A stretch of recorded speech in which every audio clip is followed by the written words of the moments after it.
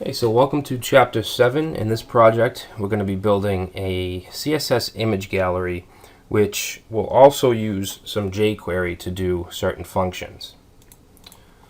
So this will be an image gallery with sortable categories, and that's one thing we're going to use jQuery for, is to filter and sort our images by category without having to actually create multiple pages for each category.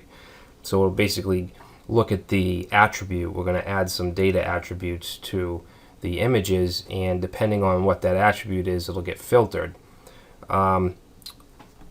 It's also going to have a nice fade effect. So when we click on a category name, the images will kind of fade out, and then those category images will fade in. We're also going to use a jQuery plugin called Fancy Box, which will allow us to click on an image and have it open up in a light box. If you're going to have an image gallery, just having thumbnails isn't really going to cut it. You need some way to view those images.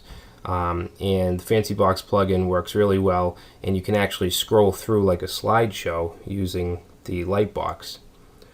We're going to create a very simple logo in Photoshop. Basically, I wasn't even going to use this in the chapter, but I figured I'd throw it in case anyone was wondering how to create a basic logo. Basically, we're just going to use the text tool and just add a border or a stroke to the text. And we're also going to be, it's going to be a responsive layout, so we're going to deal with media queries as well. So we have the project introduction. The simple logo with Photoshop will be section 2. Section 3 will be the HTML and CSS. Chapter 4 will integrate the Fancy Box plugin, and Chapter 5 will create our jQuery category filters.